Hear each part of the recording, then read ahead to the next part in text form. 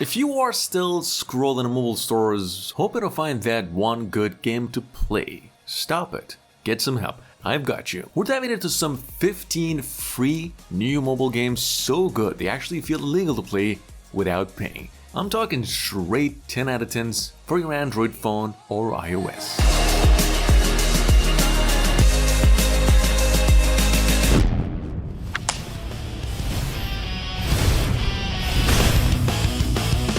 First off, let it be said, it won't really matter whether you are new or keen to the old Bleach universe. We're here to tell you that Soul Resonance is legitimately the best ever made Bleach game made to this day. I mean, to begin with, as a gacha game with such potent standards, this is as generous as a mobile game can actually be. Graphics are stunning, story, models, the voice acting, the combat, all seems polished so far and as high quality. And what actually sets it apart from a lot of other games is that it's rich in content. Endgame and the cutscenes worth the watch, and if you're a fan of the Bleach series itself, it's just a whole other level of addiction. If not, still, this will definitely hit your expectations. It really does capture the essence of its series and just overall a decent action RPG to the max. It's free, about 7 GB in size, and it's playable online.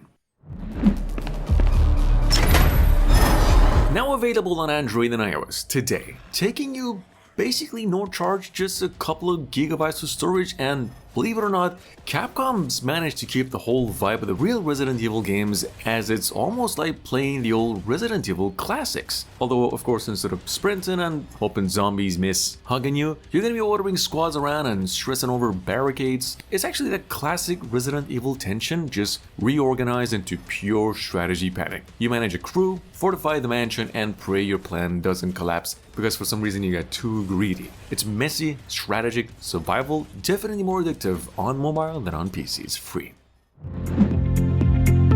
At number 3, but absolutely not playing third place, we've got over here Bus Simulator Pro. Basically New York without the smell. Packaged into the most premium bus sim we've had on mobile so far. This thing drops you into NYC like you accidentally clocked in for a real shift. Times Square, Central Park, angry passengers, a whole tourism nightmare. You're driving bus, double-deckers, electrics, customizing interiors like it's The Sims but for public transit. Physics are brutal, although the multiplayer lets you compete with other wannabes when you hit, the old usual wall. It's shockingly polished, this game, super addictive, and just the closest you're gonna get to the actual job.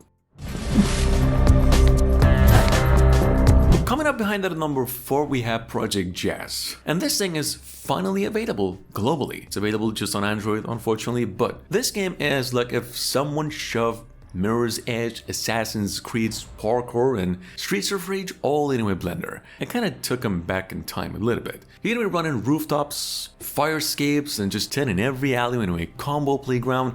Combat flows well, Monumentum is your weapon, and ragdoll physics make kick and punches pretty satisfying. Like in nature, it's actually an open world going up game, but like with enough action to go right up there with Spider-Man games. NPCs react, it's fast, it's fluid, and the open world actually rewards the creativity instead of just looking pretty. It is mobile free running game done right.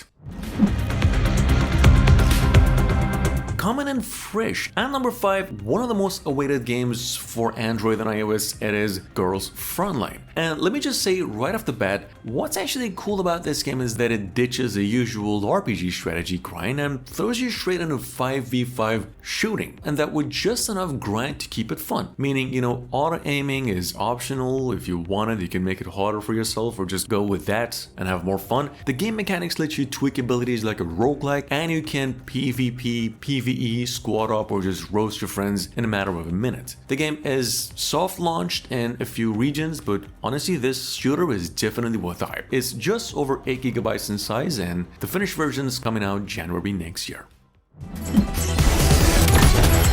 If you're still wondering whether you should or not, Ratchet & Clank Ranger Rumbles, basically PlayStation finally, admitting they don't really need a story to make a Ratchet game fun. Look, the duo doesn't even show up mostly. I mean, they just come up for nostalgia points while you jump into arenas as new alien characters, meaning if you're a newcomer, it's all fine. Perfect for a mobile snack session when you don't want to commit to full console game. And think of it as an Overwatch if it was goofy, like a stripped down and played it in 5-minute bursts. It don't redefine shooters at all, but it really scratches that old itch without asking for basically anything.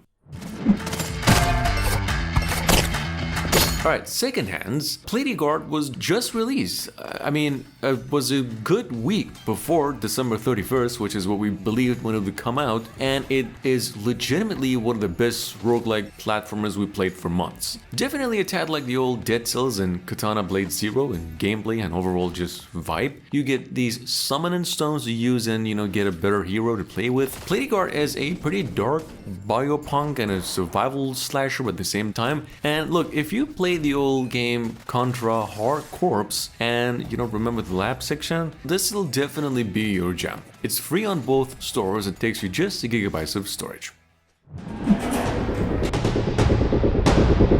If Shawshank Redemption had microtransactions and a sprint button, we'd like to think this would be it. I mean, Prison Master Escape Journey makes sneaking through vents and bribing inmates satisfying in just all the right ways. You start as a nobody in this game with a dream and a spoon, slowly turning the world's worst Airbnb into your escape playground, where every guard's pattern matters. Trade is a gamble and only one dumb move gets you teased back to reality. It's stealthy, addictive, part strategy, part all-around chaos. Think of it as Escapist meets Hitman Go, except you're sweaty, barefoot, and praying that spoon doesn't break. Ranked as the #1 free racing game of the month. At number 9 it is Rush Xtreme. It's a dirt bike racing game that it's mobile surprisingly well. Races are short, fast, and all packed with jumps, ramps, and obstacles, perfect for quick sessions on the go. Controls are simple enough to pick up immediately, and the graphics feel just right for landing tricks without overcomplicating things. You can also upgrade your bike and character gear as you progress, which adds a fun sense of progression without turning it into a grind. Easy, satisfying motocross fun. Shut up and give it a go. Or don't, I don't care. This is probably one of the best, most underrated games of the whole year, and if you're rooting for a good horror adventure game, I think Kidnapped is one of those small horror ones that shouldn't be this good, but it absolutely is. You break into some psycho's house to rescue a girl here, and suddenly the whole universe starts to squeak, and the guy hears everything. So half the game is like solving puzzles, the other half is just panic walking. The whole house feels like it wants you gone, and you don't really need an internet. It's an offline game. No filter, just straight up escape room tension. Put on a headphone, good luck pretending you're not scared. Because this game actually really gets under your skin fast.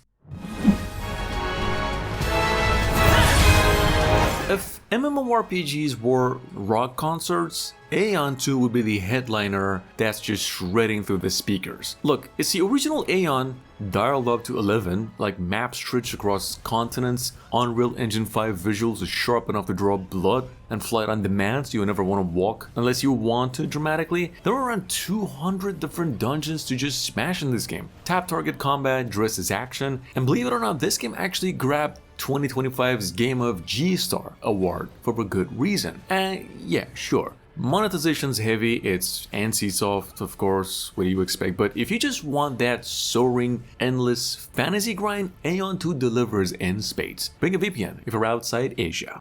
Intense Sonic game ever.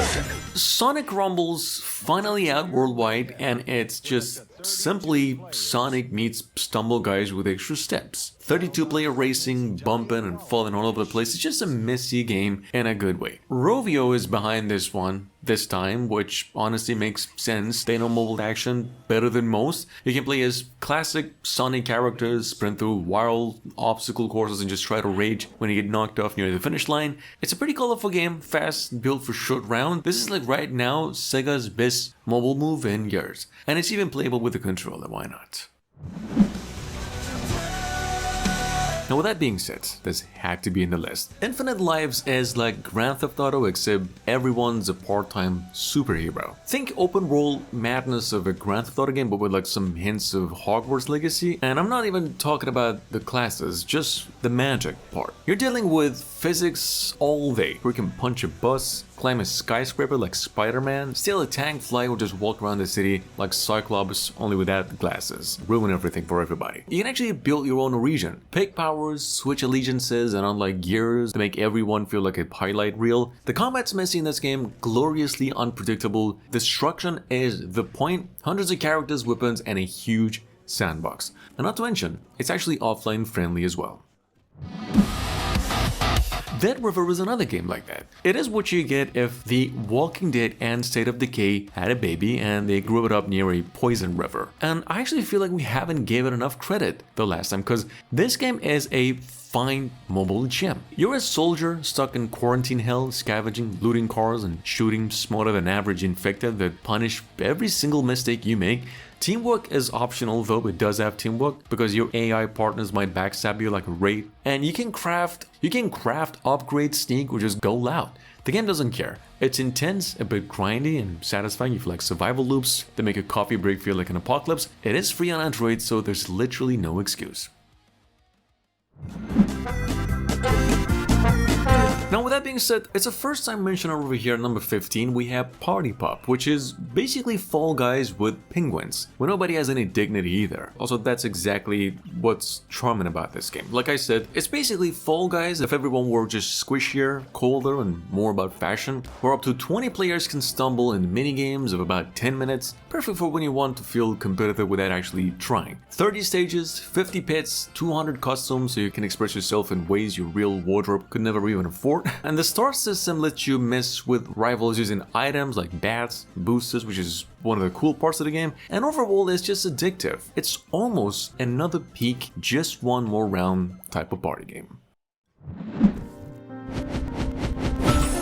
And last, but absolutely not the least, we've got My Child New Beginnings. One of my personal favorites of the year. I think of it as the emotional damage edition of a parenting sim. You get to adopt a couple of kids and spend your days trying to rebuild them after the mess left behind by their past. It's a pretty slow game, pretty intimate, and just way more about tough conversations than flash gameplay. But that's pretty much exactly why it hits so hard. You're gonna be guiding these kids through panic attacks, friendships, victories, and just the rough edges of growing up. It's pretty heavy, real, and nothing like the usual casual mobile games. It's a free game about 2 GB in size. I really hope you enjoyed, and let me know which one you're going for, or if there's a better game here, which I've actually missed. Ciao.